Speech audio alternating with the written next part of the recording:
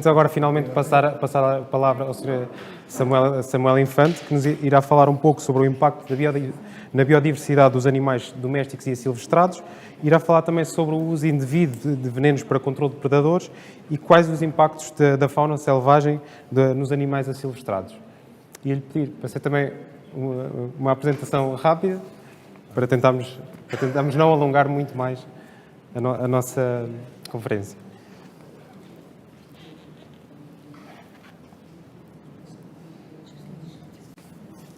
Boa tarde a todos. Antes de mais, bem-aja pelo convite. Eu vou ser breve, já é longo.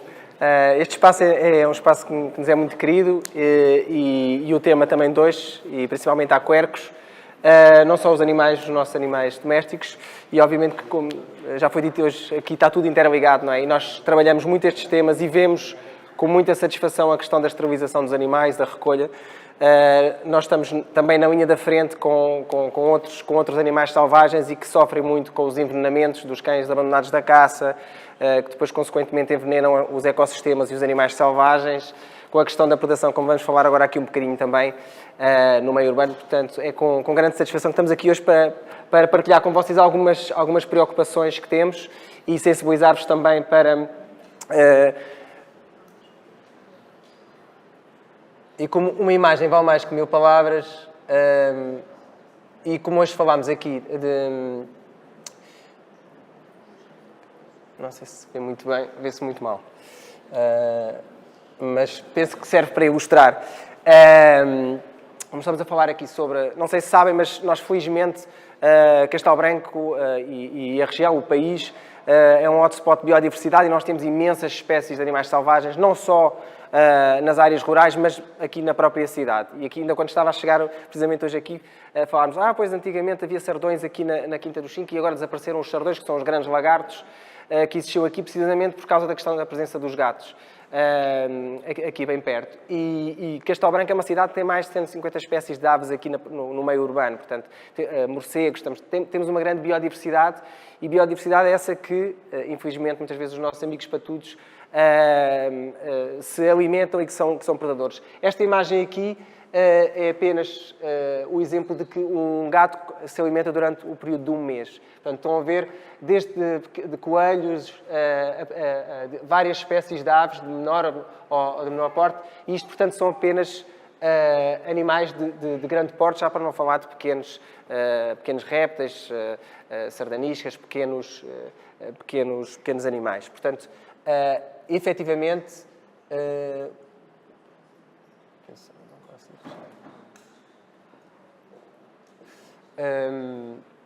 efetivamente há um impacto direto, portanto são predadores, não é? E noturnos, e muitas vezes quando nós estamos a dormir, eles têm imensa atividade, podem ter um raio até 3, às vezes mais de 3, 4 quilómetros, e portanto têm, não todos, obviamente nem todos são, mas alguns têm um instinto predador bastante ativo, e muitas das vezes mesmo com alimento e com suplemento, caçam e predam, e eu trabalho num centro de recuperação de animais selvagens, aqui em Castelo Branco, no Ceras, e todos os anos temos largas dezenas de animais que nos são traídos, quer pela GNR, quer pelas autoridades, por particulares, e aqui na cidade temos particularmente problemas com morcegos, com aves, portanto, às vezes também com ouriços caixeiros, portanto, há alguns animais que são atacados na sua maioria por gatos, mas também por cães, algumas das vezes.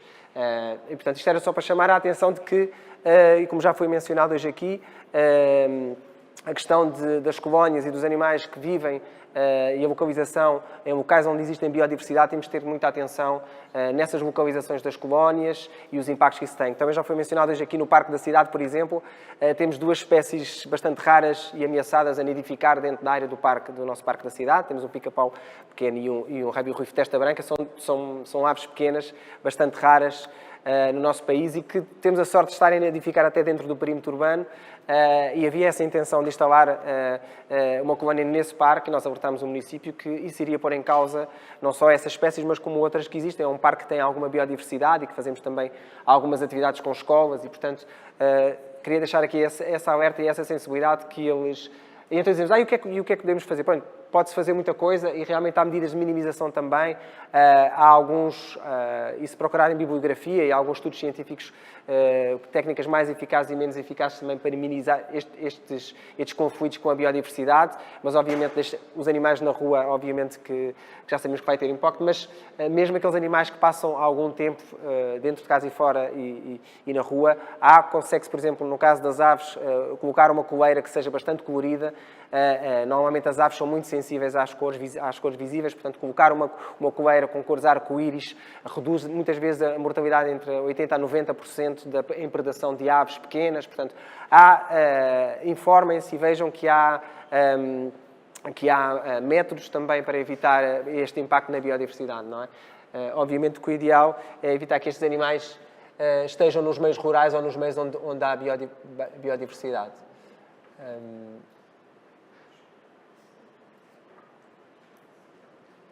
Isto só para vos...